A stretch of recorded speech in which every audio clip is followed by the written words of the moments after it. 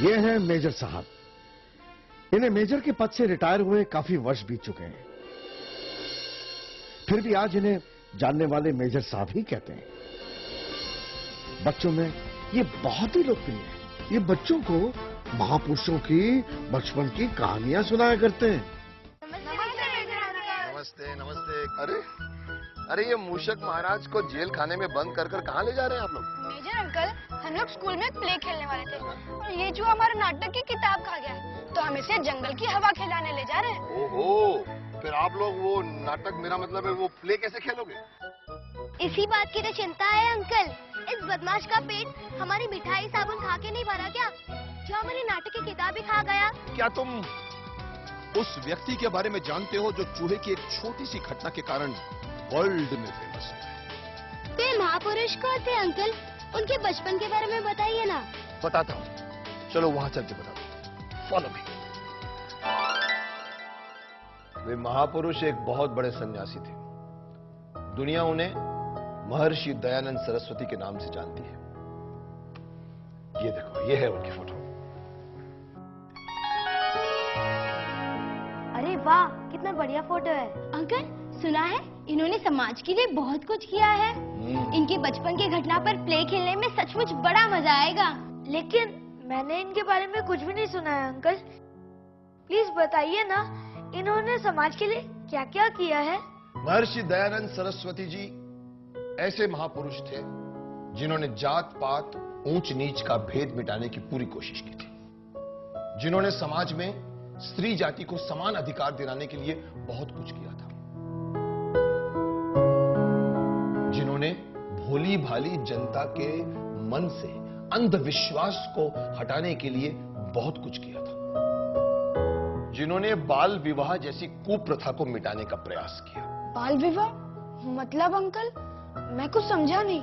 बाल विवाह का मतलब ये कुणाल कि अगर उन्होंने ये कुप्रथा नहीं हटाई होती तो अब तक तुम्हारी शादी हो गई होती, इनकी श्रीमती भी होती, यहां बैठी होती। और तो और ये भी कहा जाता है कि हमारे देश से अंग्रेजों को भगाने में महर्षि दयानंद सरस्वती जी का भी बहुत ही महत्वपूर्ण योगदान रहा है। कमाल है, एक स्वामी होकर उन्होंने अंग्रेजों को भगाने की लड़ाई लड़ी। लड़ाई सिर्फ तलवार या बंदूक से ही नहीं लड़ी जाती कार्तिक, लड़ाई कलम यानी विचारों से भी लड़ी जाती है। 1857 की आजादी की लड़ाई के बारे में भी आप लोगों ने कुछ न कुछ तो सुना ही होगा। हाँ अंकल, सुना है। अंग्रेजों के खिलाफ वो पहली लड़ाई थी। बिल्कुल सही कहा तुमने नेहा, स्वतंत्रता के लिए वो पहली लड़ाई थी। लेकिन दुर्भाग्य की बात यह है कि वो लड़ाई असफल रही। जानती हो, 1857 की उस लड़ाई की असफलता के बाद महर्षि दयानंद सरस्वती जी ने क्या किया? क्या किया अंकल? 1857 की आजादी की लड़ाई की असफलता के बाद महर्षि दयानंद सरस्वती जी ने देश के लाखों देशभक्तों के हृदय में आजादी की लौ को जगाए रखा। इसके लिए उन्होंने पूरे देश का भ्रमण किया, अलग अलग विरासतों के राजाओं को एकजुट किया। उनका यह मानना था कि एकजुट होकर ही अंग्रेजों को भारतवर्ष से खदेड़ा जा सकता है। लाला लाजपत राय और राम प्रसाद बिस्मिल का नाम तो तुम लोगों ने सुना ही होगा। हाँ सुना है अंकल, वे लोग बहुत बड़े क्रांतिकारी थे। बिल्कुल सही सुना तुमने। वे लोग भी महर्षि दयानंद सरस्वती जी के विचारों से बहुत प्रभावित थे। हमें दयानंद सरस्वती जी के बारे में पूरी बात बताइए। तो सुनो, दयानंद सरस्वती जी का जन्म सन 1824 में गुजरात स्थित मौरवी राज्य के टंकारा ग्राम में हुआ था। बचपन में उनका नाम मूलशंकर था। उनके पिताजी का नाम करसन जी था। वे शिव जी के बहुत बड़े भक्त थे, इसीलिए उन्होंने अपने बेटे के नाम के साथ शिव जी का नाम शंकर जोड़ दिया। शिवरात्रि के 2 दिन पहले की बात है।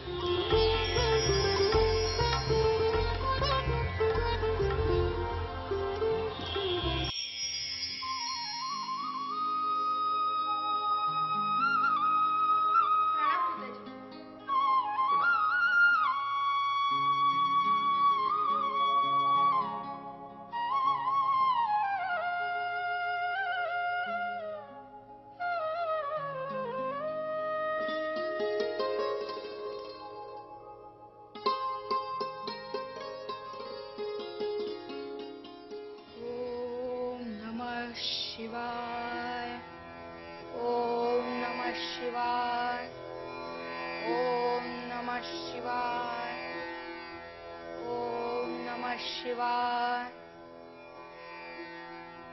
ओम नमः शिवाय। नमस्ते बाबूजी। नमस्ते नमस्ते। बैठो भूरेलाल।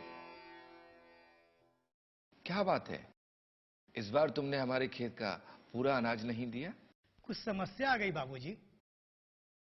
परसों शिवरात्रि है। ओम नमः शिवाय। ओम नमः शिवाय। ओम नमः शिवाय। शिवरात्रि के बाद पहुंचा दूंगा।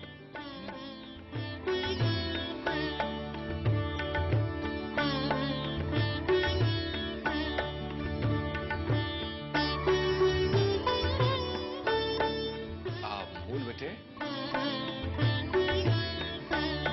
इधर आओ। जी पिताजी। यहाँ बैठो।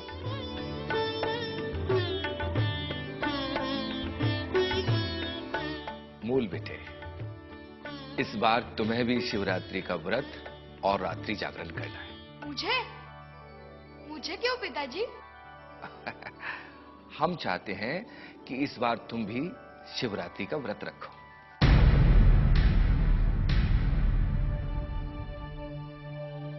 क्या सोचने लगे?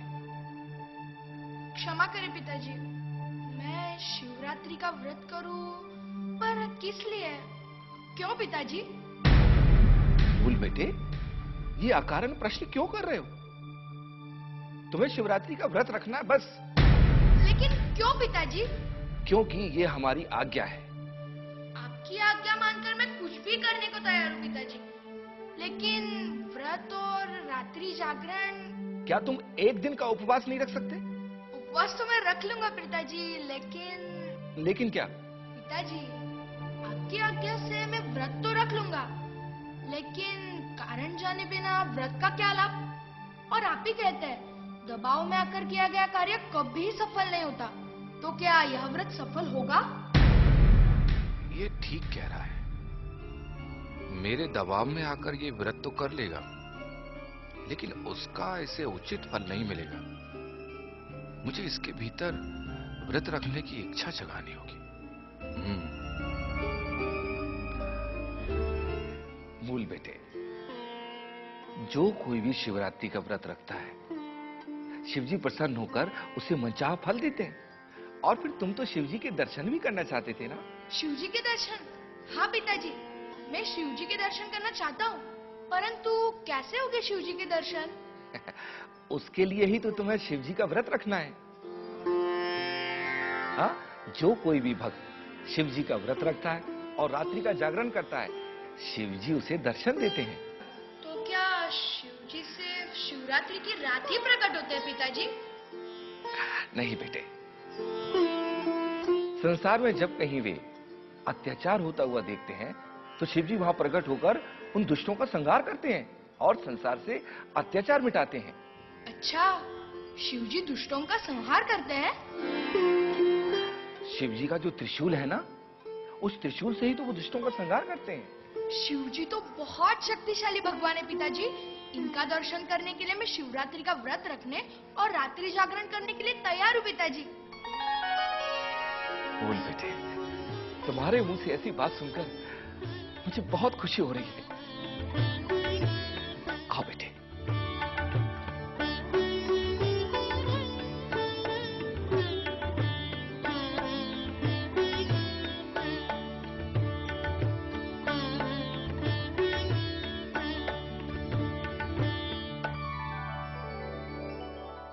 તમારો છોકરો તો બડો તેજદાર है बाबूजी। सब शिव जी की कृपा है। कोई बात नहीं, शिवरात्रि के बाद जो भी अनाज हो उसे पहुंचा देना। जब उनकी माताजी को पता चला कि उनका बेटा भी महाशिवरात्रि का व्रत रखने वाला है, तो उन्होंने अपने पति से कहा, मूल शंकर बता रहा था कि कल वो भी शिवरात्रि का व्रत रखेगा। क्या ये सच है? मैंने ही उसे व्रत रखने के लिए कहा है। क्या इस छोटी आयु में वो कठोर व्रत रख पाएगा?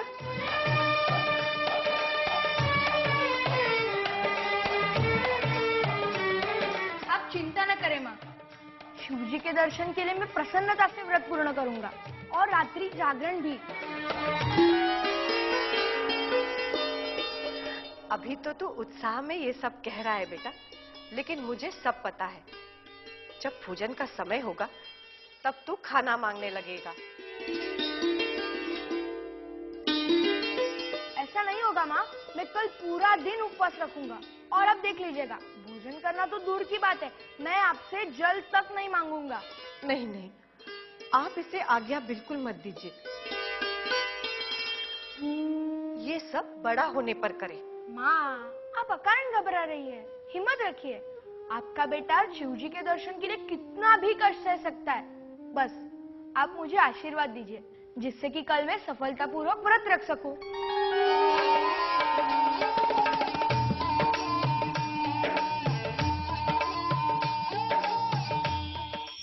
फिर शिवरात्रि वाले दिन मूल शंकर अपने पिताजी के साथ शिवजी के मंदिर पहुंचे।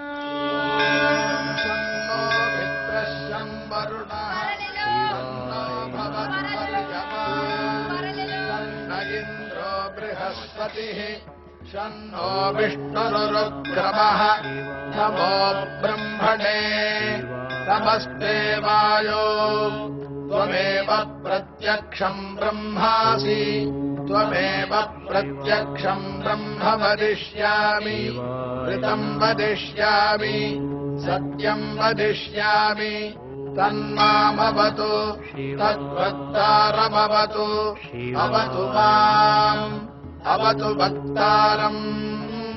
ओम जय भोलेनाथ पंडित जी। शांति। आइए आइए करशन जी।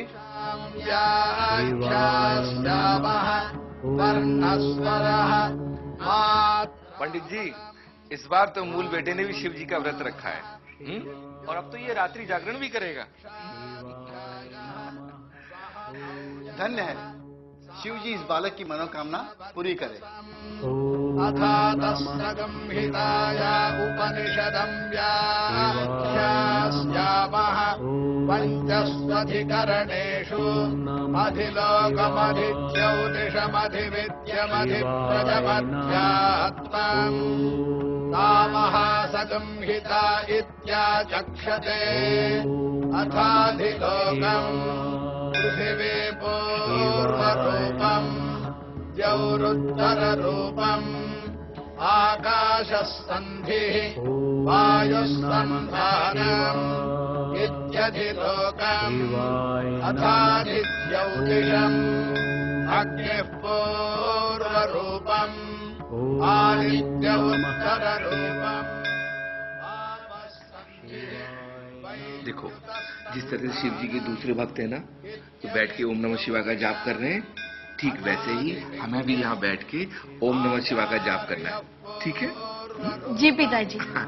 अन्तेवास्युत्तररूपम् विद्यासन्धिः प्रवचनकम् सन्धानम् विद्यधिविद्यम् अथाधिप्रयम् माता पूर्वरूपम् पितोत्तररूपम् प्रजासन्धिः प्रजननकम् सन्धानम् इत्यधिप्रजम् अथाध्यात्मम् अधराहनुः पूर्वरूपम् उत्तराहनुरुत्तररूपम् वाक्सन्धिः जिह्वासन्धानम्।